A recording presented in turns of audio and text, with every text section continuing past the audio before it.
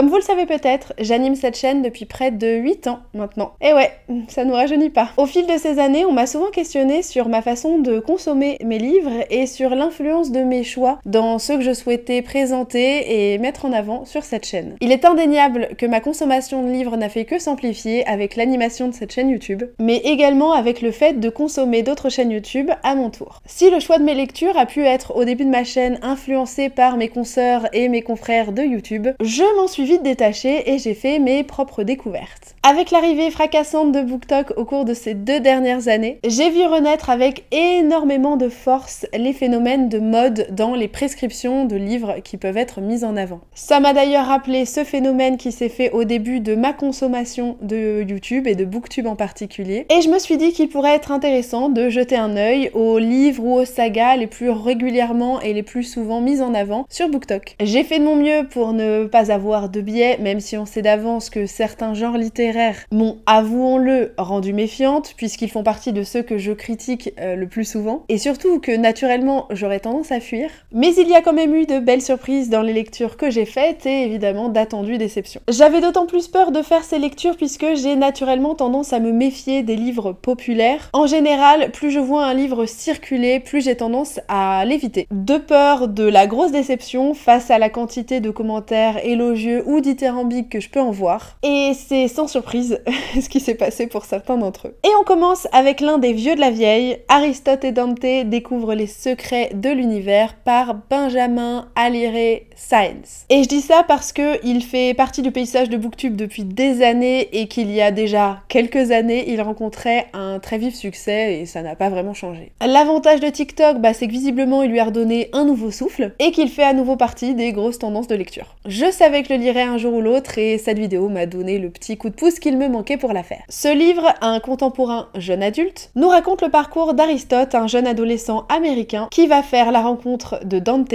un autre adolescent, durant ses vacances d'été. Enfin, en tout cas, il me semble que ça se passe à cette époque au début du récit. Tous les deux ont des personnalités relativement opposées puisque Aristote est un adolescent assez renfermé sur lui-même et surtout très en colère en raison en fait de ses parents qui ne lui parlent pas de son frère aîné qui est en prison depuis quasiment toujours pour lui. À l'inverse, Dante est un personnage relativement expansif et qui prend en apparence la vie avec un petit peu plus de légèreté. Leur relation au fil du livre leur permettra de se développer en tant que personne mais également de développer une relation plus apaisée avec leur quotidien et leur famille. Cette histoire, c'est un réel roman d'apprentissage basé sur une histoire de confiance, d'amitié, d'amour et de respect mutuel. J'ai vraiment apprécié au cours de l'histoire voir les deux personnages grandir et se développer à leur façon et chacun selon leur propre temporalité. À la fois à travers, comme je vous le disais plus tôt, leurs échanges en tant que personnes, au contact de leurs familles respectives ou bien au travers de leur quotidien et des péripéties qu'ils vont traverser. Les personnages sont globalement très réalistes et permettent à mon sens une réelle identification pour le lecteur. À la fois en abordant de chouettes pistes de réflexion qui sont très propres aux adolescents, mais également sur des questionnements sociétaux qui, eux, sont importants de se poser à tout âge. Le livre, il peut permettre une double lecture, à la fois celle des adolescents vis-à-vis des questionnements qu'ils vont rencontrer à cet âge en particulier, mais il peut également être lu et perçu différemment par des adultes, ce qui était mon cas,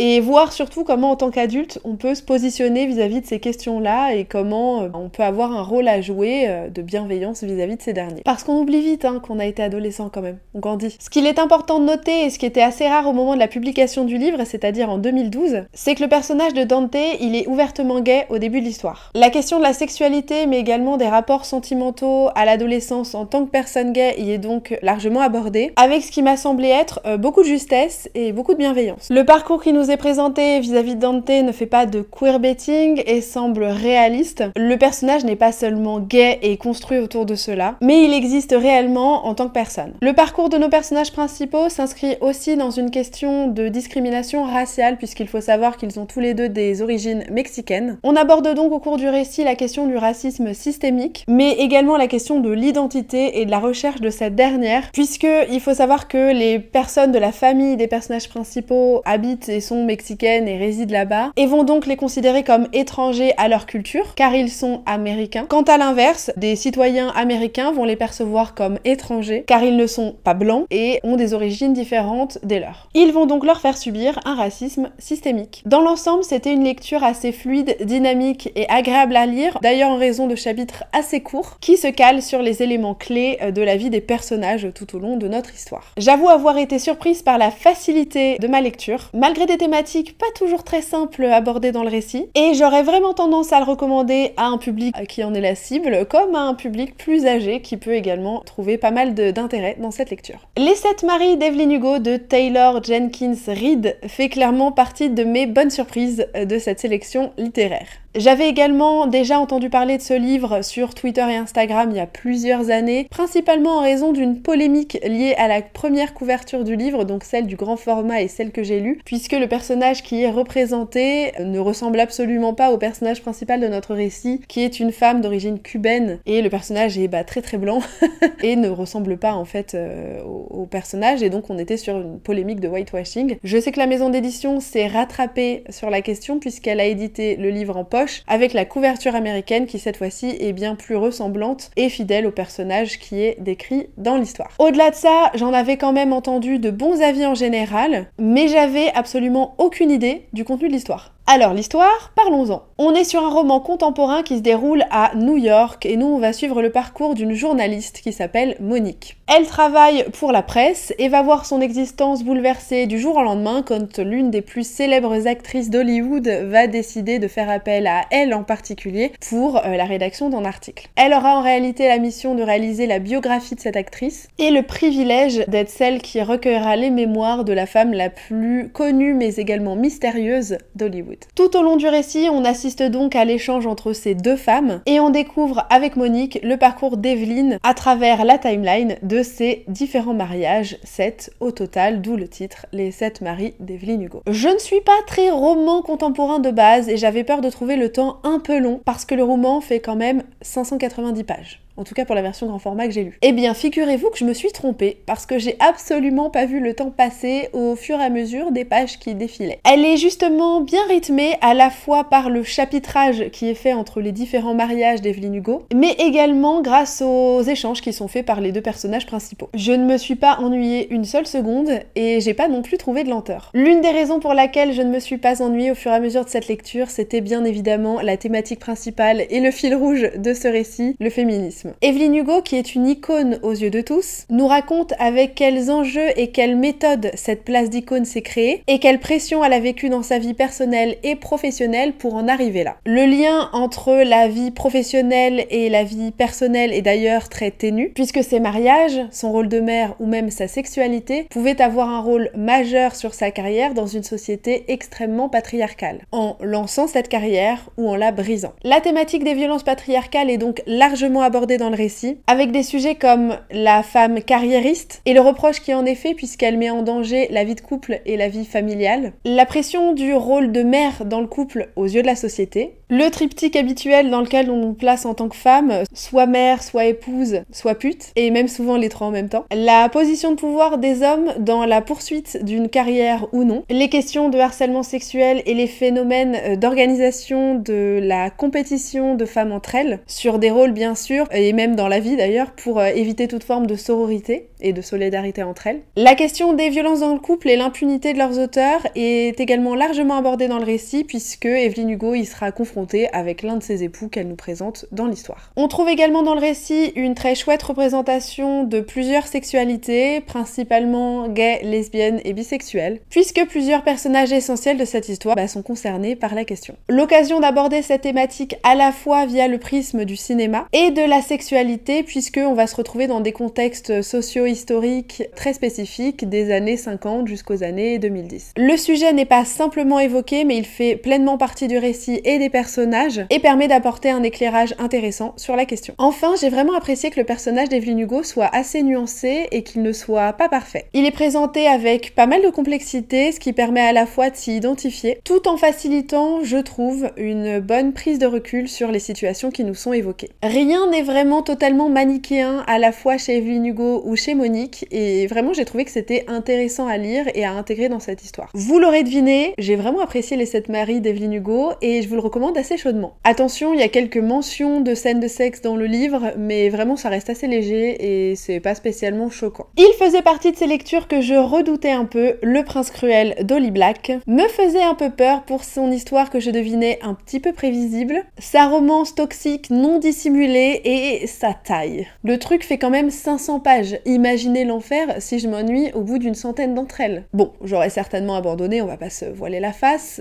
mais c'est pas ce qui s'est passé et je suis allée jusqu'au bout de cette lecture. Et oui, mesdames et messieurs. Et l'histoire du Prince Cruel s'ouvre sur les chapeaux de roue avec littéralement un double homicide de la part d'un faé sur son ex-compagne et son nouveau compagnon. Le tout sous les yeux de très jeunes enfants dont l'un des siens, et quand je parle l'un des siens, je parle du faé. Et pourquoi donc, me direz-vous? Enfin bon, comme s'il pouvait expliquer une quelconque justification à un double meurtre, mais bon. Eh bien, parce que son ex-femme a fui le royaume sans son accord avec sa fille et qu'elle s'est recasée par-dessus le marché. Oh, chouette, un féminicide en début de livre, super! Ça nous manquait dans le paysage. Bien, vous vous doutez que ce démarrage m'a pas forcément mise en joie, d'autant plus qu'il est pas franchement remis en question dans l'histoire. De temps en temps, il y a une petite critique, mais bon, bah ça fait partie de l'histoire des personnages, c'est comme ça. Bref, le gros de l'histoire se situe plutôt une douzaine d'années après cet événement, et vient suivre le quotidien des enfants, un poil traumatisés par leur père, puisqu'ils habitent avec lui, dans le monde de Terra Fae, ce qui est en fait un espèce de royaume de Fae. Nous suivons en particulier Jude, qui, élevé une majorité de sa vie parmi les Fae, souhaite désormais s'y faire une place en devenant maître d'armes à la cour, ou quelque chose du style quoi. Le problème, c'est qu'au-delà d'avoir un beau-père meurtrier et général, le monde des Fae n'est pas forcément très accueillant et en proie à une crise géopolitique, puisque le roi actuel a décidé de rendre sa couronne et de la léguer à l'un de ses enfants. Et comme il en a à peu près 6 ou 7, bah c'est pas très évident. Hein. Ils sont donc plus ou moins tous rivaux entre eux, et à peu près 3 d'entre eux souhaitent réellement accéder au pouvoir à la mort de leur père, ou en tout cas au moment où il rendra sa couronne. Et si c'était pas assez tendu comme ça, le personnage principal de cette histoire et sa sœur jumelle, qui sont des humaines et pas des fae, se font maltraiter toute la journée par l'un de ces fameux princes héritiers et ses potes. Le quotidien au collège des fae, bah il est pas très évident ni de tout repos. Je dois reconnaître que j'ai trouvé dans cette histoire le bestiaire fantastique fantasy assez développé, puisqu'on y trouve quand même un sacré paquet de créatures. Bogarde, Nyx, Pixie, Célie, etc. etc.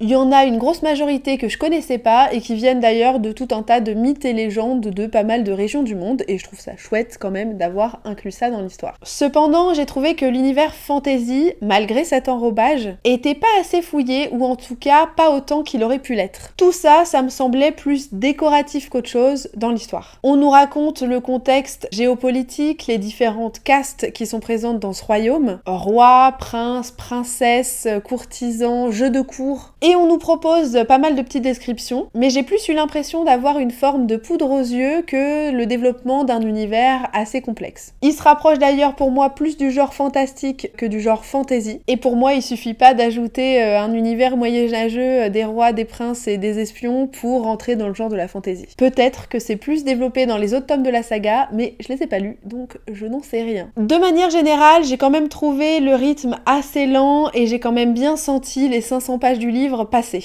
J'ai trouvé pas mal de passages du récit assez inutiles et répétitifs. Je pense qu'ils veulent venir développer la personnalité des personnages et leur donner un petit peu plus de corps. C'était trop long pour ça. Pas forcément très utile à l'histoire en général. Globalement, j'ai eu l'impression d'un très long premier tome introductif de la saga, qui selon moi aurait pu être réduit d'un bon tiers pour être divertissant. Quant à l'histoire, à mon sens, rien de nouveau sous le soleil. Les rebondissements ne m'ont pas vraiment surprise et je trouve qu'on les voit venir quand même à 100 km. Dans l'ensemble, j'ai trouvé les péripéties assez prévisibles si on est familier des genres fantastique ou fantasy. Enfin, dernier point et celui que je craignais finalement le plus, la relation toxique qui se profile. On la voit venir dès le départ puisque le personnage principal, Jude, nous répète, malgré la cruauté de Cardan, le prince, qu'il est très beau et que son charme de fae est très particulier. Alors elle le répète pas à toutes les sauces, hein, mais elle le répète quand même de temps en temps. Je suis désolée, mais si quelqu'un me harcèle tous les jours, m'humilie quand il s'ennuie et me menace de mort quasi quotidiennement, sa beauté, c'est probablement la dernière chose qui va me venir en tête. Je vois donc venir très gros la relation naissante sur des bases bien toxiques dans les prochains tomes de la trilogie que je ne lirai probablement pas. Et c'est d'ailleurs bien dommage parce que je trouve le personnage principal un féminin très intéressant puisqu'elle semble vouloir quand même bien s'émanciper du joug de son père, enfin de son beau-père, et de cet univers en général, et vouloir prendre les rênes de son destin pour pouvoir enfin vivre pour elle-même et selon ses propres objectifs. Et je sens que la construction plutôt bien faite de ce personnage va se casser la gueule dans les prochains livres en raison de cette probable relation toxique entre eux. Dans l'ensemble,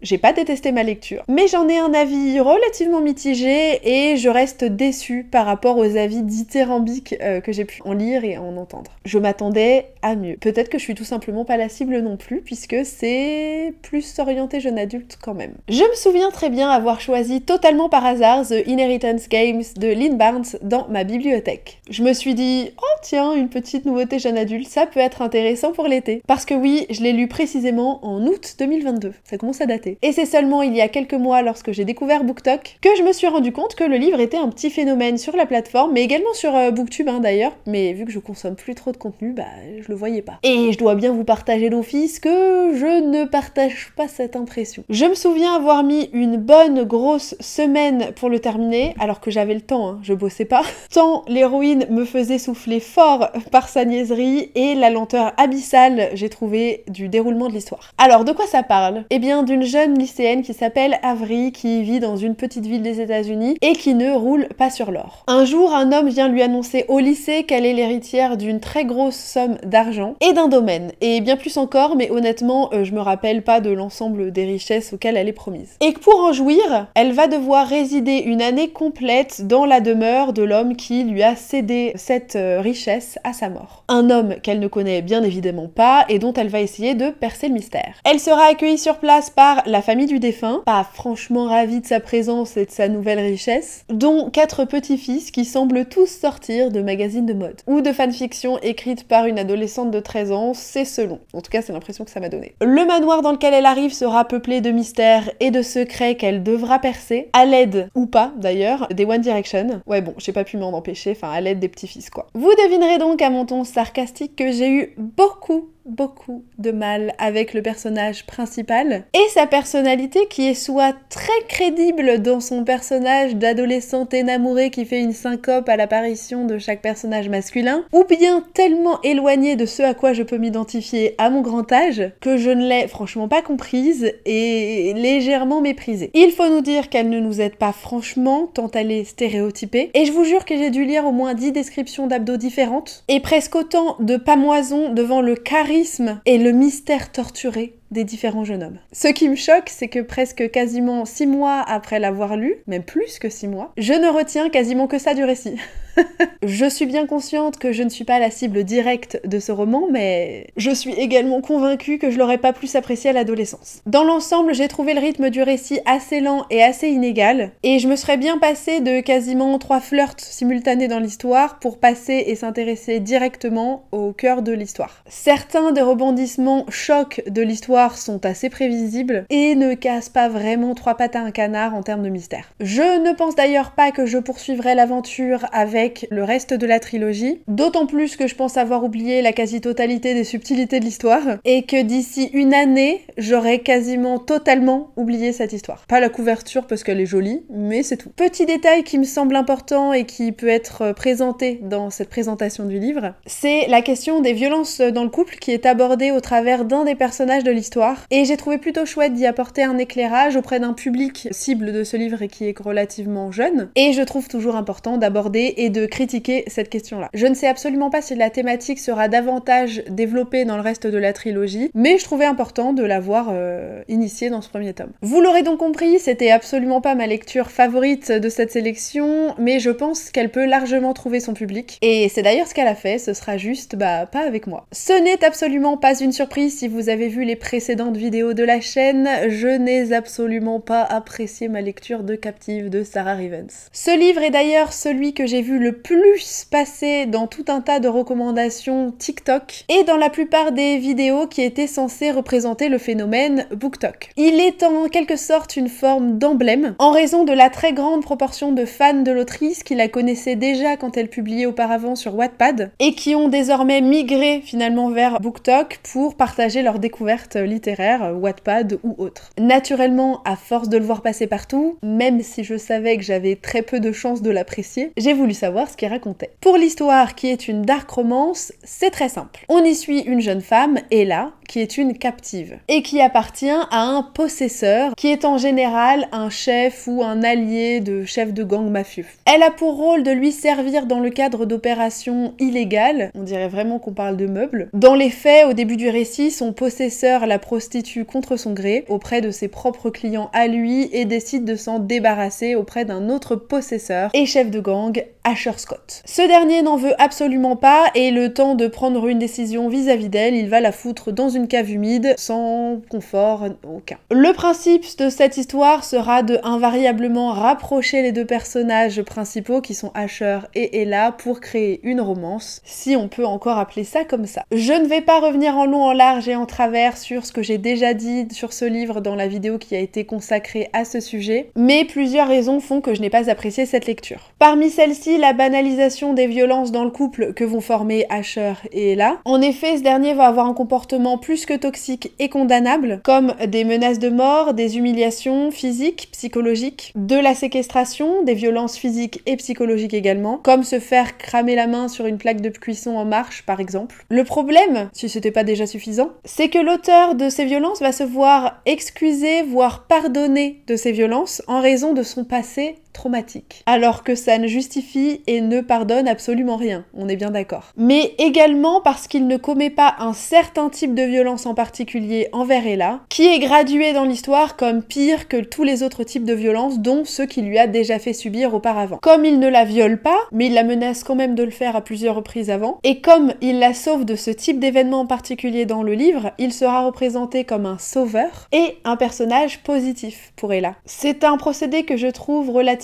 dangereux et méprisable d'une part, car il banalise les violences, et d'autre part, il peut encourager les lecteurs et lectrices assez vulnérables à intérioriser ces fameuses violences, ainsi que le patriarcat dans le couple s'il n'est pas questionné dans l'histoire. Et évidemment, si ça m'énerve à ce point, c'est que ça l'est pas questionné dans l'histoire. Je questionne donc le travail d'édition et de relecture qui a été fait par la maison d'édition pour ce récit en particulier, qui a une vraie responsabilité dans les messages qu'il popularise auprès de son audience. Sans oublier que la maison d'édition qui édite ce livre, BMR, appartient en réalité au groupe Hachette, qui est largement en capacité budgétaire de pallier à ce genre de situation, parce que je pense qu'ils ont quand même des éditeurs qui peuvent relire quand même là-bas. Je suppose donc que leur choix c'était tout simplement d'éditer et de publier un livre qui avait déjà eu une très large audience en version numérique et gratuite, et qui allait forcément rapporter un bon pactole à la vente en version physique, et c'est d'ailleurs ce qui s'est passé puisque ça s'est extrêmement bien vendu. Au-delà de son aspect problématique, j'ai trouvé l'histoire ultra prévisible. Dès le résumé, on devine l'ensemble des rebondissements, et l'écriture dont le champ lexical et la syntaxe sont d'une pauvreté navrante. J'ai eu le sentiment de lire une mauvaise fanfiction,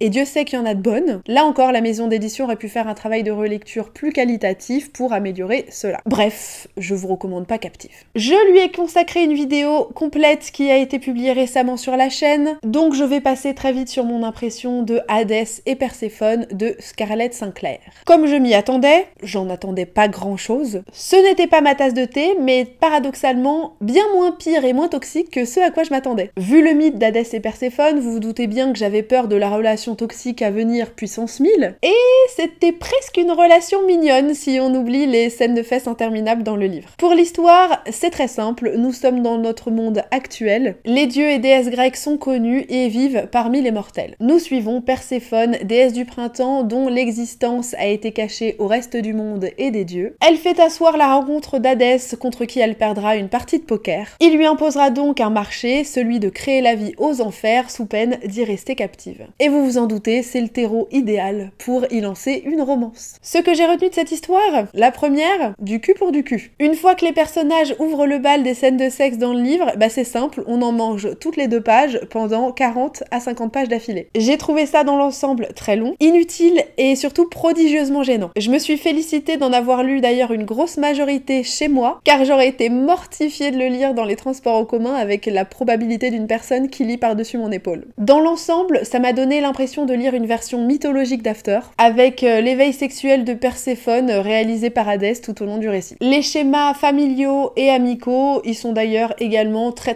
similaires. Paradoxalement, j'ai été agréablement surprise par la relation d'Hadès et Perséphone. Si dans le mythe la relation est plutôt contrainte, ici les 2 personnages semblent relativement consentants et joyeux de partager du temps ensemble, et semblent vouloir mutuellement se soutenir et se monter vers le haut. Je vous avoue que je m'attendais pas à trouver ce type de dynamique, mais je préfère ça à une bonne vieille relation toxique. On peut pas vraiment dire qu'elle commence sur un parfait équilibre, mais le moins qu'on puisse dire, c'est qu'elle est en réalité parfaitement consentie. On n'échappera pas en revanche à une vision assez stéréotypée des hommes et des femmes, avec des descriptions psychologiques et physiques très clichés qui mériteraient quand même d'être un peu plus développées et plus évoluées. Comme souvent, les femmes répondent aux normes d'une société patriarcale et évoluent pour leurs relations sentimentales et sont souvent très rivales entre elles en raison d'autres relations sentimentales et surtout vis-à-vis d'autres hommes. Cette compétition se fait d'ailleurs sur des enjeux très hétérosexuels, je crois qu'on ne voit quasiment pas de diversité, en tout cas pour le tome 1. Quant aux hommes, ils sont ceux qui détiennent le pouvoir et ils sont ceux qui ont l'ascendant sur les relations sociales et sentimentales. C'est pas forcément une lecture que je recommanderais personnellement parce que c'est pas celle qui m'a le plus captivée, mais je pense qu'elle peut tout à fait plaire et divertir si on aime le genre. En revanche, je reproche là encore à la maison d'édition qui l'édite de ne pas avoir su mettre en garde les lecteurs sur le contenu du livre, car il n'est pas rare qu'il circule entre les mains d'un public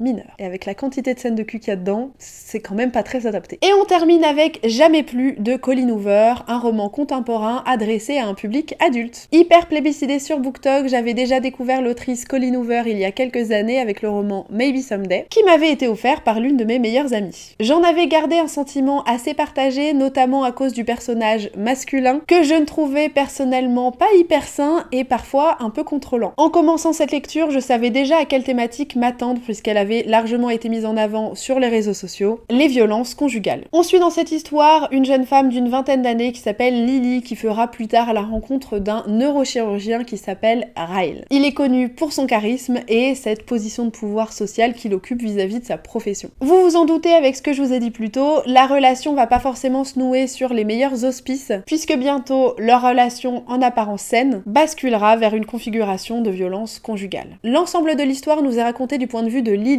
qui oscille entre son présent et son passé, en nous racontant l'histoire également violente de ses parents, mais également de sa toute première histoire d'amour. Comme vous le savez, je trouve toujours capital d'aborder la question des violences conjugales dans le couple et dans la littérature. D'autant plus dans un genre littéraire qui est particulièrement lu et particulièrement plébiscité par un public de plus en plus jeune. Sensibiliser à ce type de quotidien dramatiquement cruel me semble donc essentiel pour apprendre à lutter contre et le plus tôt possible. Malheureusement, je ressors avec un avis assez mitigé de cette lecture, car même si l'autrice condamne les violences, et heureusement, je trouve l'exécution de cette idée assez maladroite. Ce qui m'a posé problème, c'est que l'auteur de ces violences, Ryle, s'en tire plutôt bien à la fin du récit, enfin j'y reviendrai plus tard. Certes, ces violences sont bien pointées du doigt et questionnées par le personnage principal, mais je garde en tête une phrase qui est prononcée plusieurs fois dans l'histoire et qui m'a particulièrement gênée. Une personne n'est pas mauvaise, elle fait simplement de mauvaises choses. Enfin, quelque chose d'approchant. Mais l'idée est là. Cette phrase sera à la fois utilisée pour représenter les mauvaises actions du père de Lily vis-à-vis de sa mère, mais qui n'était pas nécessairement un mauvais père en soi, et celle de Ryle qui sera l'auteur de violences physiques et psychologiques, ainsi qu'une tentative de viol vis-à-vis de Lily. Il est donc vu comme un mauvais mari, mais pas nécessairement une mauvaise personne. Et je suis désolée, mais j'ai énormément de mal avec le concept d'un livre qui veut dénoncer les violences conjugales, mais qui en dédouane en partie les auteurs, puisqu'on ne veut pas les faire apparaître comme des monstres. J'ai bien bien compris la volonté de l'autrice de montrer qu'une personne n'est pas simplement représentée par ses actions, mais le fait est que les violences conjugales s'inscrivent dans une dynamique très particulière qui ne peut pas être détachée de son auteur. Une personne qui est comme ça ne sera pas seulement violente par épisode et avec une seule personne. Elle peut reproduire ce comportement avec énormément de monde. C'est une problématique extrêmement complexe qui nécessite un véritable travail psychologique de la part des auteurs de violence pour ne plus être un agresseur et ne plus reproduire ce type de comportement. Ce sentiment de malaise dans ma lecture a été renforcé plus tard parce que je vous disais tout à l'heure, l'auteur s'en sort plutôt bien. En effet, il est protégé par un statut social qu'il conservera, il a un pouvoir social et professionnel en tant que neurochirurgien renommé et le train de vie qui va avec. Il maintient sa position sociale et amicale. Malgré la connaissance de ses actes, ses amis et sa famille en général continuent de le tolérer dans leur quotidien personnel, même s'ils sont en désaccord avec ce qu'il fait, et il n'encourt aucune peine judiciaire. À aucun moment de l'histoire, une reconnaissance ou une dénonciation de ses actes auprès de la justice ne sera faite ou même suggérée. Il garde un lien de proximité à la fois psychologique et physique assez fort avec la victime de ces violences, qui semble lui pardonner ses actes sans que cet auteur-là n'ait fait quoi que ce soit pour en bénéficier ou même exprimer une forme de repentir très fort. Il y a une forme d'excuse qui est faite, mais c'est pas suffisant pour pardonner ce type d'acte. La rédemption de l'auteur des violences sera d'ailleurs favorisée par ce traditionnel passé douloureux qu'on a souvent vis-à-vis de ce type de personnage. En effet, ayant eu une expérience traumatique dans son enfance, il ne maîtrise pas ces épisodes de violence et leur quantité. Cette carte, elle sera jouée à la fois par l'agresseur, mais également par la famille de l'agresseur, et même parfois la victime pour expliquer les situations de violence qui vont apparaître. Cet argument, moi je le trouve hyper dangereux parce que je trouve qu'il vient déresponsabiliser l'agresseur, et parallèlement, il vient aussi diminuer les violences qui sont causées et subies par les victimes. Alors, je sais bien que Jamais plus de Colleen Hoover, c'est pas censé être un livre qui vient représenter l'ensemble des violences conjugales, et que je le sais bien, beaucoup trop d'entre elles ne sont pas condamnées, et même souvent ignorées par la justice. Mais justement, j'attends de la fiction qu'elle puisse délivrer un message qui sera fort, clair et juste, et qui viendra fermement condamner les agresseurs. Et c'est vraiment pas le sentiment que j'ai eu de trouver en lisant ce récit-là. Je n'aurais donc pas tendance à le recommander pour aborder cette thématique en particulier, et je le trouve même assez peu adapté si on le met entre les mains de personnes qui sont pas vraiment totalement renseignées sur la question. Eh bien, quel bilan on peut faire de ma découverte de ces livres populaires sur BookTok? Quelques bonnes surprises et des déceptions attendues, comme je vous le disais en tout début de vidéo. Cette sélection m'a tout de même permis de sortir de ma zone de confort et de faire quelques découvertes littéraires que j'aurais probablement pas lues sans cela. Comme toute plateforme où des recommandations vous sont faites, je pense qu'il s'agit tout simplement de trouver là où les personnes qui partagent des goûts en commun avec vous et auxquelles vous pourrez faire confiance, et par ça j'entends plus faire confiance sur des goûts partagés, pour maximiser en fait vos possibilités de faire de bonnes surprises et de bonnes découvertes littéraires. Évidemment, peut-être que si je suis quelqu'un qui lit de la romance et que moi j'en lis très peu, j'ai peut-être moins de chances de trouver des livres en commun, alors que si je m'intéresse à quelqu'un qui va me partager du thriller, de la fantasy, du fantastique, j'aurai peut-être plus de chances d'y trouver mon compte. Mais là encore, il faut rechercher les mêmes choses dans un livre, je pense, pour que les recommandations soient parfois pertinentes pour soi. J'en retiens toutefois la même leçon qu'avec Booktube à l'époque. Je ne suis toujours pas la cliente des tendances littéraires. Je suis plus souvent majoritairement déçue des livres qui sont en tendance, et je vais préférer continuer à faire mes petites lectures et mes petites découvertes au fil de l'eau et découvrir les tendances un an en retard, plutôt que de me calquer sur les nouveautés et les effets de mode. Ça n'a jamais fonctionné pour moi et c'est pas très grave d'ailleurs. J'espère dans votre cas que vous avez passé un bon moment avec cette vidéo. Je vous souhaite une bonne journée, bon après-midi, et j'espère que vous n'avez pas trop dormi devant parce que je sais qu'elle est très longue. Je sais que j'ai souffert au montage. Comme d'habitude, les commentaires sont à vous. N'hésitez pas à me partager les belles découvertes que vous avez faites grâce à BookTok. Je suis évidemment curieuse de les découvrir. En attendant, je vous dis à très bientôt et je vous souhaite une bonne journée. Ciao!